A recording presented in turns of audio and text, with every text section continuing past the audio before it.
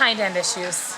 They think that he probably got, that his neck was broken as a young age. Oh, it was? Yeah, so when he walks, actually, you can't tell now, but he doesn't have a lot of hind end control. So when he walks, sometimes... Like kind of like hip dysplasia or something? Well, sometimes his hind end runs past his front end. Oh, that's, yeah, but dogs kind of do that too, Exactly. big dogs. So with him, and it's just how it always, and he's fallen a lot and he has a lot of issues, but the whole deal with doing chiropractic is to keep them always balanced, right? And so Jack has to compensate for everything he does in his life because of his hind end. And his biggest thing is that he puts a lot of pressure on his front right shoulder. So his front right shoulder is always, it always needs adjusted about.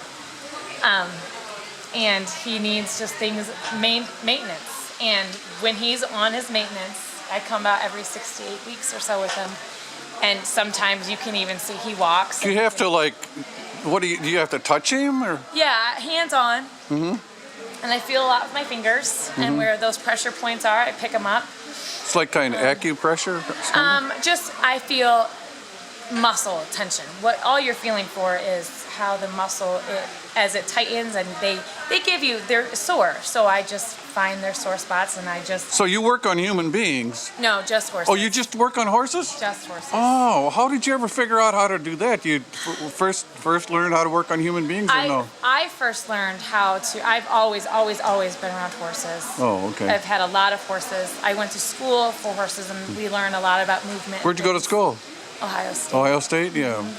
And then I apprenticed under a really great equine chiropractor who once did a little chiropractics on humans and things of his own. And I don't know, it just becomes, Is there a big need for that in equine? Are there horses, or this is just one of the instances here? Where... No, they're all over the place because as we've changed horses from being wild animals to what they're supposed to do. Think of all the stuff that we ask them in the thoroughbred industry, the standardbred industry, show horses. We ask a lot of them and their bodies and what we want them to do, how big we expect them to get. We've changed them so much that the things that they do now are not things that they're necessarily supposed to be doing, and which causes them to have pain like they didn't have, when they were... Did they know about this like before the automobile and the train and everything, or or the boat, were they... Chiropractics? Yeah. Equine stuff? I think, yeah, there's been like, there's ancient healers that you read about that have been touching horses for years, for centuries. I think that it's been known. It's not a very well-known thing that people don't just, it's kind of still questionable how much it works, but it's the same. The horse seemed to be relaxed when you're finished, or tense, or? Yeah, no, they should be relaxed, and if you do what you're supposed to do with them, you should have fixed the issues that they're having. If a horse doesn't want to round a barrel, all of a sudden they should round a barrel because you fixed that hind end spot that was dropping because his pelvis was out of whack. I mean, it's just... Do you do x-rays or anything to find out anything, or no, you just have to, it's just I just touch them. Just touch them? And I don't hurt them, it's not like I'm not like a veterinarian that, I physically move bone structure. All I'm doing is opening up neuron avenues and helping circulation the way that they want to be. Well, it seems like you could work on human beings too. Well, you could, but I think that they're different. Human beings and animals, these guys are different. They have a bridge type body structure. Oh, I see. Humans are built up and down, so to relieve pressure points and to relieve... it's way different, right? Yeah, these guys are not hard at all. It's like working on a 85 Ford truck, compared to a 2008 model truck, between just regular engine and a computer system, I feel. I feel like they're very self-explanatory to the touch, more than humans, I guess. So how long have horses been used as what, as friend? First, were they friends, you think, like dogs, or? Oh no, I think that they're always friends, and I think that they're always an amazing animal. But I think that you people have confused a long time of them being behavioral, like bad, or a lost causes. Like Mustangs or? No, just regular, even domestic horses. They're not, they're not being bad. They might be ornery and try to eat out of a purse. But Yeah, look at like this over here. How they ate that railing going. yeah. Yeah. Well, that's just ordinary horseplay. But Oh, okay.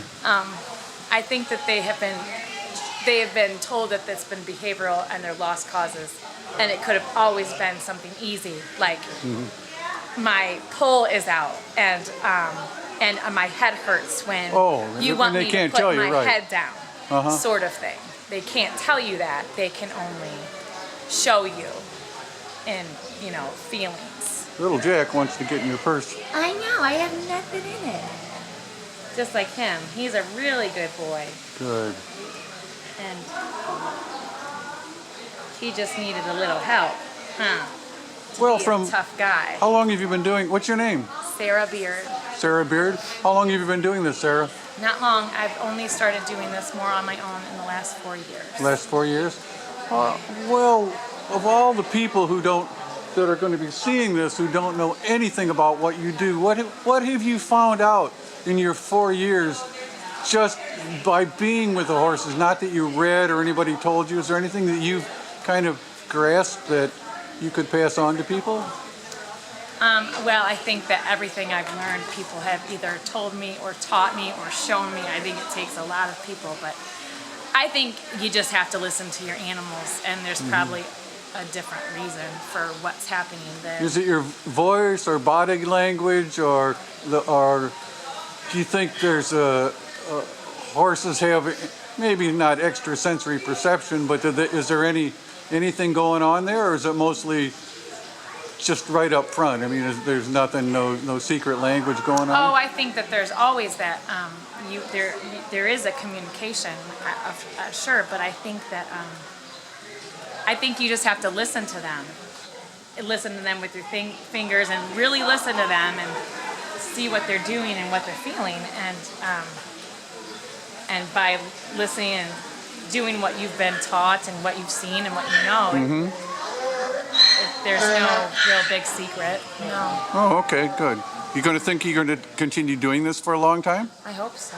Good. Can you make money at it, or is it not a very money-making thing? I don't know. I don't make a whole lot, but Yeah. But you enjoy it, and it fulfills your life, I enjoy it. and you fulfill the lives of these horses too. That's right. So, do you work on other horses besides Little Jack here? Do you around in the barn here, or just? Yes. Oh, you do. Yeah. And you do the same thing. The same thing, maybe Okay. a little different, but everybody has their own issues, so you kind of go with. Do they have like charts, and or you just know in your head? I know, and I remember who's who, and I know what each horse, what's going on with them differently. It's just, I know them now. Okay. You have to meet them and figure out what's the, you have to start a relationship somewhere, but once you know them, Oh, good. you can. Okay. Anything else I missed? I don't think so. Okay.